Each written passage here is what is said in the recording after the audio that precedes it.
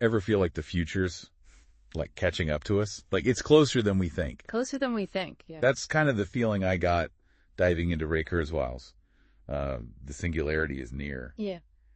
This book throws out this wild idea that, our lifetime, not some like far off sci-fi thing, is when things get really interesting. Interesting. Might be putting it mildly, honestly. Kurzweil doesn't mess around with, small scale predictions. He goes big, saying we're right on the edge of the singularity. Okay, so for those who aren't familiar, paint a picture for us. What exactly are we talking about when we say singularity? Imagine this. AI, right. But it doesn't just catch up to human intelligence. It zooms past it. It's like exponential growth. That moment, that explosion of what AI can do, that's the singularity. So it's not just faster computers. It's way more. It's a fundamental shift in what's possible. Like, think the first airplane compared to landing on the moon. But it's happening across everything we know practically overnight. And Kurzweil's saying this isn't centuries away, right? It's in our lifetime. Bold claim. What makes him so sure we're on this, rapid trajectory? It comes down to what he calls the law of accelerating returns. Basically, tech doesn't improve in a straight line. It's exponential. Think of it like the difference between a horse and a spaceship isn't just speed. It's a completely different way of thinking about travel. Right. It changes everything. Exactly. Right. And Kurzweil says that's happening with AI, biotech, nanotech. We're not talking baby steps, but giant leaps. So not just faster computers, but breakthroughs we can barely even imagine right now. That's exhilarating and kind of terrifying at the same time. Totally. And Kurzweil gets into specifics about what this means.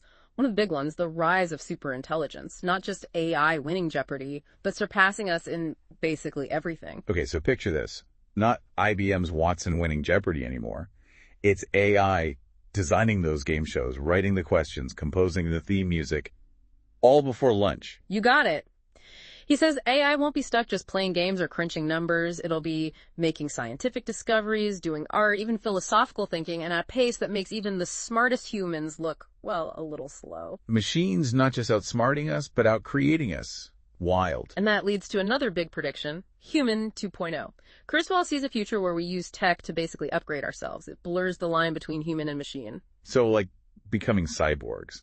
Should I be getting those USB finger implants now? Think less about clunky implants, more about seamless integration. Kurzweil's betting on nanotechnology here. Imagine tiny machines inside your body, fixing things at a cellular level, boosting your immune system, even making you think faster. Instead of treating diseases, we're preventing them entirely. Sign me up. That's just the start. Kurzweil also talks about scientists like Aubrey de Grey, who's dedicating his whole career to fighting aging. Fighting aging. Yeah. De Grey thinks aging is like damage to our cells building up over time, damage that we could maybe repair, even reverse with the right tech. So with these nanobots doing, microscopic tune-ups 24/7, would that actually stop us from aging? Or just make us live way, way longer? That's the million-dollar question. Kurzweil seems to think both are possible. We could reach a point where aging is basically gone, or at least we live much longer, healthier lives, giving us more time to, experience everything this singularity has to offer. It's like that sci-fi question, right? If you could live for hundreds of years, would you even want to? And what would you do with all that time? That's something Kurzweil really digs into. What does a world without aging even look like? But he doesn't stop at just, longer lives. He takes this whole merging with technology thing even further with mind uploading. Okay, now we're getting into some serious brain bender territory. For listeners who haven't bumped into this concept before, what exactly is mind uploading? Imagine taking your entire consciousness, your thoughts, memories, everything that makes you, and putting it into a computer, like a super advanced computer, but still. So not just our bodies lasting longer, but our minds existing digitally. That's a whole other level. What does Kurzweil think will make this even possible? He points to things like, how fast neuroscience and computer science are moving. The more we get how the brain works and the more computers can do, Kurzweil figures we'll eventually be able to make a map of the brain, all the connections, everything, a digital blueprint of your consciousness. And with that blueprint, we could upload it, create a digital version of ourselves that could live forever. Sounds like pure sci-fi, but if Kurzweil's right about how fast tech's changing, maybe not. Exactly. And this is where the singularity is near. Makes you think way outside the box. Kurzweil's like, what if we could go beyond our bodies with tech? What does being human even mean then? Can we live forever, exist digitally, merge our minds together? Big, big questions.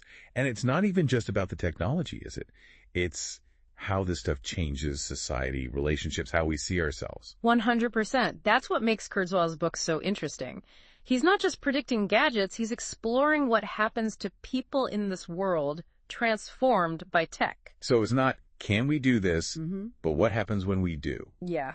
And here's where it gets really interesting.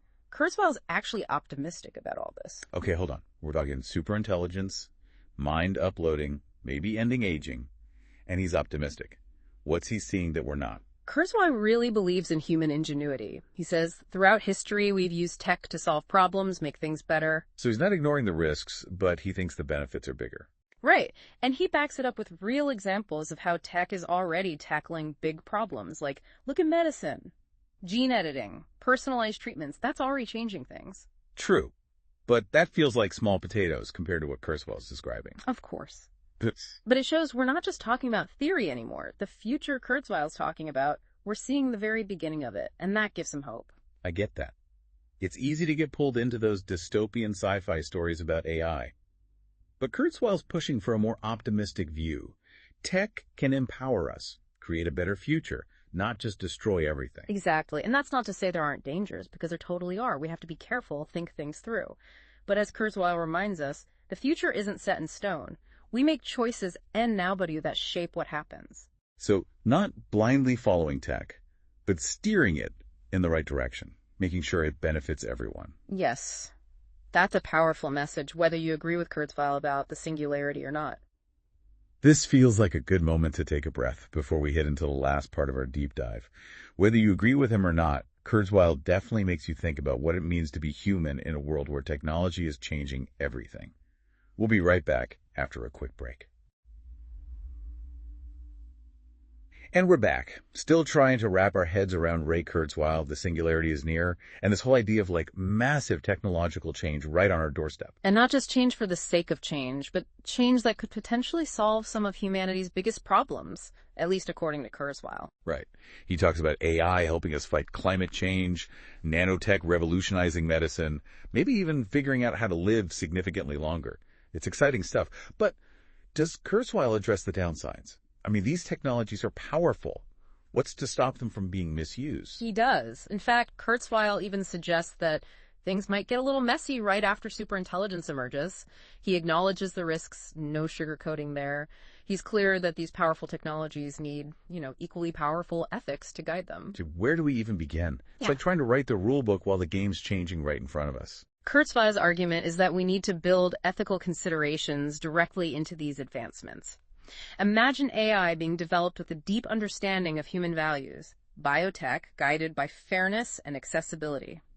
He believes that the future isn't something that just happens to us, it's something we actively shape. So it's less about trying to stop progress and more about making sure it benefits everyone, steering it in the right direction. Exactly. Kurzweil's a big believer in human ingenuity, right?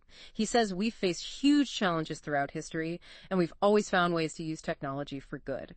He's confident we can do it again, creating a future that's both prosperous and fair. It's a good point. It's easy to get lost in the fear-mongering about AI and lose sight of the potential. Absolutely. We can't let fear paralyze us. Kurzweil reminds us that the future isn't set in stone. The choices we make today, the ethical frameworks we build, the conversations we have, that's what shapes the future, not some predetermined technological destiny. It's a call to action then, not just a prediction. The singularity is near. Challenges us to really think about these things, approach these advancements with a healthy dose of caution and excitement, and remember that we're not just along for the ride, we're the ones driving. Couldn't have said it better myself. And on that note, that wraps up our deep dive into Ray Kurzweil's The Singularity Is Near. It's a book that really gets you thinking, challenges what you thought you knew, and leaves you with this sense of awe and responsibility as we stand on the brink of this technological revolution. We want to hear what you think about all this. Did Kurzweil's vision resonate with you? What excited you? What worried you? Keep the conversation going. Find us on social media. Let's keep exploring these ideas together. And until next time, stay curious, keep learning, and keep your minds open to the incredible possibilities that lie ahead.